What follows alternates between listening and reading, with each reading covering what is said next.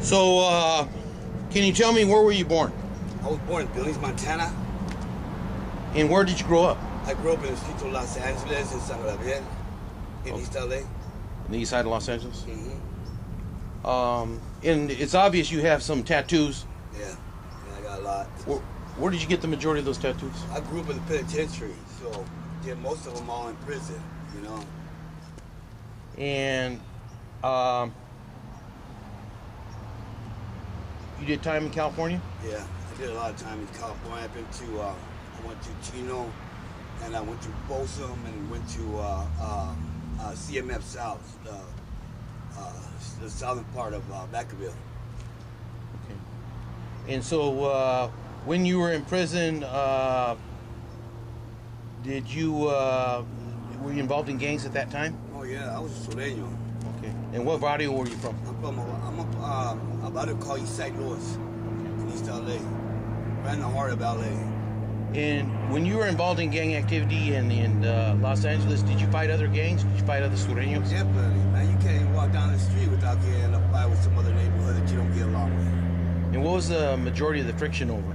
Why did you guys gangbang? It was all behind. It was like either because somebody disrespecting your neighborhood, crashing you out. You know, one of the homegirls get raped. So we had to go take care of it. We ended up start spelling with our neighborhood. You know, just at parties. You know, lots of partying and everything. They party in another neighborhood, and you know they get crazy and end up shooting one another or something. And obviously, there's no norteños down in Los Angeles, but Definitely.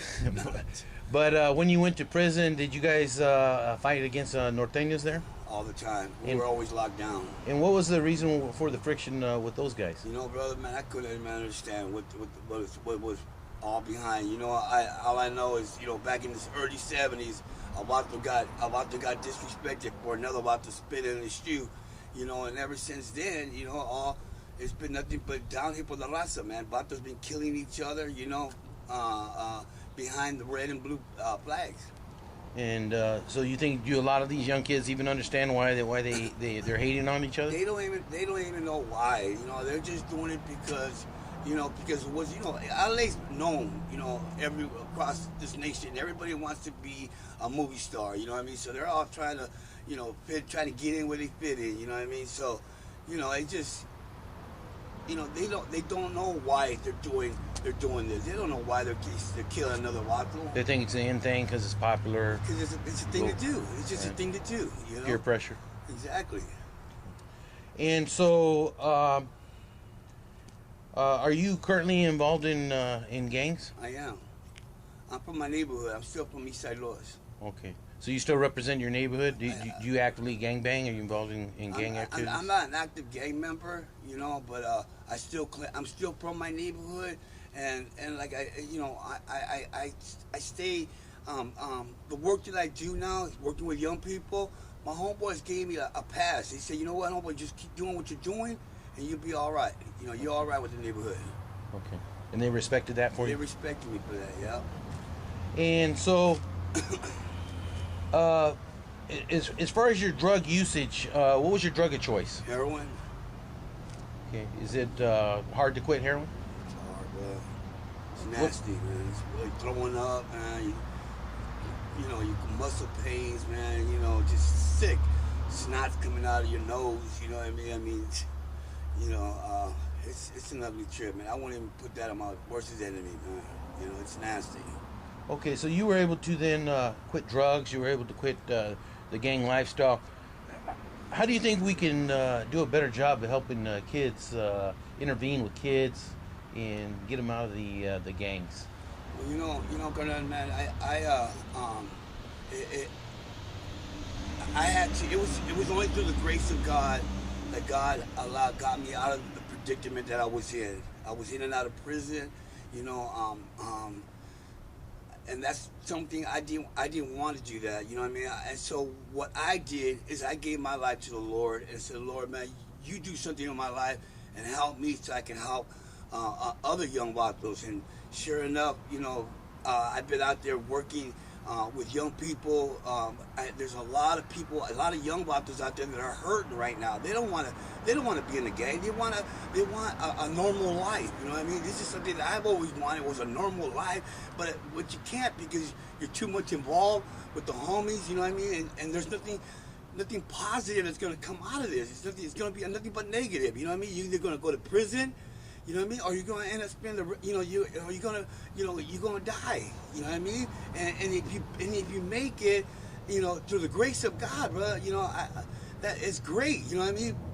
But you're not going to be happy until either you're surrendering your life to God, or quit faking the funk and do something constructive in your life. I'm not saying that Jesus Christ is for everybody, but those that feel that it's not for them, man, get your life right, man. Get yourself some education, and you need empowerment, working with your life. Do something good.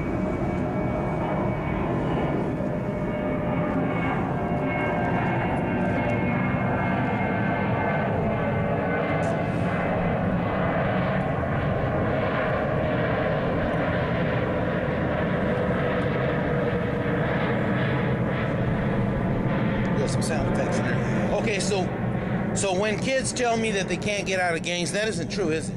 You got out of gangs. I got out, man. I mean, sure, I'm a veteran. I'm an OG, you know what I mean? But you know what? I also got a lot of young watchers out of their neighborhood, and now they're doing constructive things in their life. Like the homeboys know when you're faking the funk, man. You have to be real, and if you're serious about getting out of your neighborhood, I'm not telling you to go out, get out of your neighborhood. I'm telling you, to go and get your education, do something positive with your life, and the homeboys are gonna see that, and they're gonna cut you loose. They're gonna give you that pass and say, man, you know what, homie, go take care of what you're doing, and you'll be all good with us. Show some real brown pride. Some real brown pride, man. That's what it's all about, man. You got to have pride in yourself, brother. You know what I mean? If you ain't got it,